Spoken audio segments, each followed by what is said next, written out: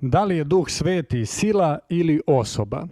Ako je u pitanju sila, o kakvoj sili se radi?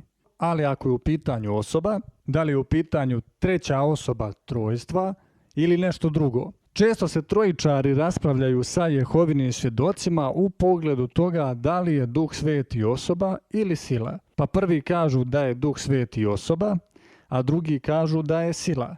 A sada ćemo vidjeti šta od toga je tačno. Imajmo u vidu da i među onima koji nisu trojičari i među onima koji nisu Jehovini svjedoci ovakve rasprave također postoje.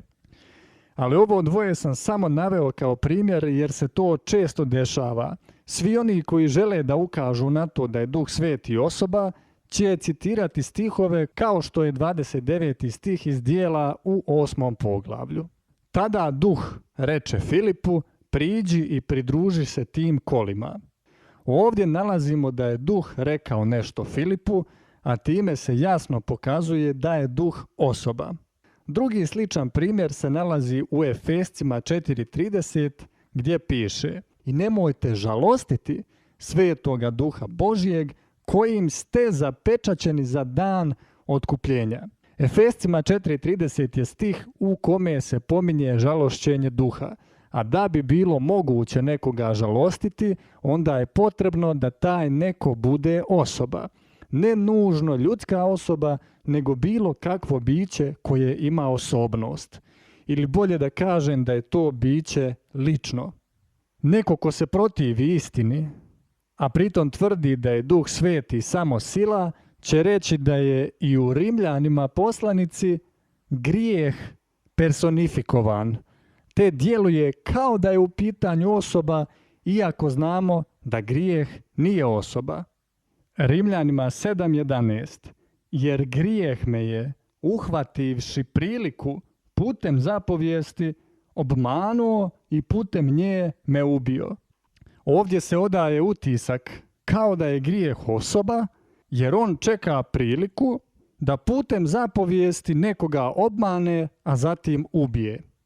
Ovaj primjer će koristiti oni koji ne vjeruju da je Duh Sveti osoba, te će reći da je poput grijeha i Duh samo sila koja je u tekstu personifikovana da bi se postigla neka poenta sa tim što je napisano.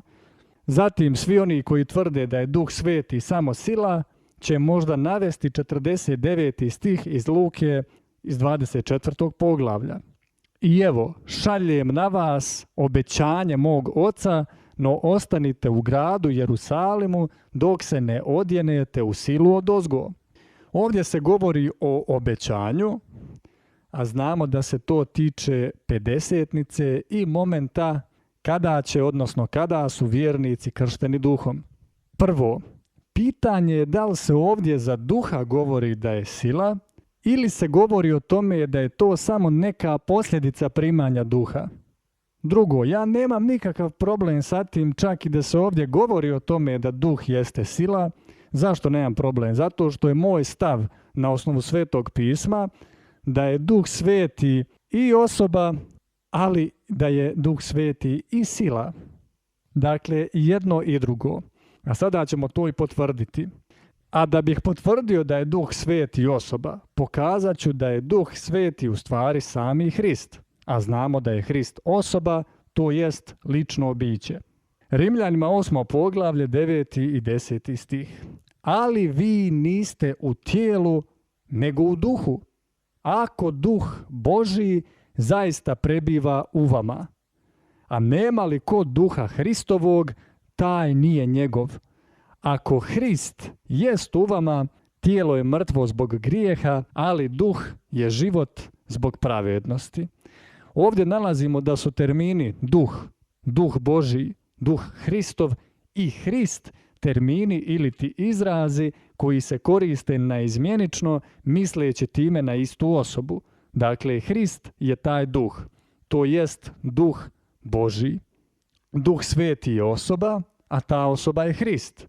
A da li je Duh Sveti sila? Nemamo izričito napisan tekst koji kaže Duh Sveti je sila, ali budući da je Duh Sveti u stvari Hrist, treba samo da se zapitamo da li je za Hrista negdje rečeno da je sila. 1. Korinćanima 1. glava 24. stih. A onima koji su pozvani, i judejcima i Grcima, Hrista Božju silu i Božju mudrost.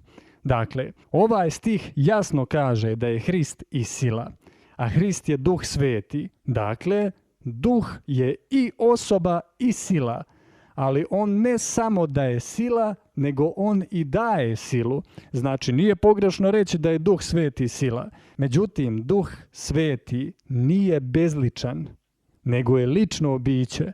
A ono što jeste pogrešno je reći da je on samo sila, a ne i osoba.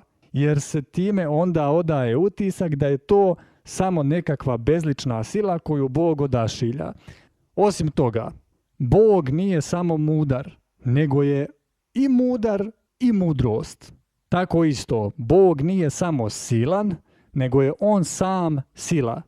Još jedna potvrda da Duh Sveti nije samo personifikacija neke nelične sile nalazi se u 2. Korinćanima 3.17. A Gospod je taj Duh. A gdje je Duh Gospodov, ondje je sloboda. Dakle, Gospod ima svoj duh, a i on je taj duh. Znači oboje. Kao što mi ljudi imamo svoj duh, ljudski duh, i mi sami smo taj duh. Šta je Gospod? Osoba. A šta je ovdje rečeno da je Gospod? Rečeno je da je Duh Sveti. Dakle, Duh Sveti i osoba. A ko je Gospod? Gospod je Hrist. Što znači da je on taj Duh Sveti lično. Na dosta mjesta u Starom Zavjetu je rečeno da je Bog sila ili snaga. A Bog je duh. Dakle, duh jeste sila ili snaga. Dakle, zaključak jasan. Duh Sveti je osoba, Duh Sveti je i sila. I jedno i drugo. Nekako se uvijek ljudi raspravljaju povodom mnogo toga, pa je uvijek jedno ili drugo. Nekad u nekim stvarima zaista nešto jeste jedno ili drugo. Međutim, često mi vidimo da je u pitanju da je istinito i jedno i drugo. Samo je problem u tome što ljudima nedostaje mnogo toga. Jer i ovi koji tvrde da je Duh Sveti osoba, on će reći da je to treća osoba trojstva. Što nije istina. Jedan je Bog, jedan je Duh, jedan je Hrist. A Hrist je taj Bog, to jest taj Duh.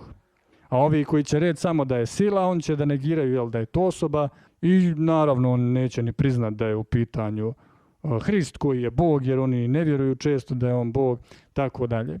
Evo, to bi bilo to što se tiče ovog videa. Hvala na slušanju i pozdrav.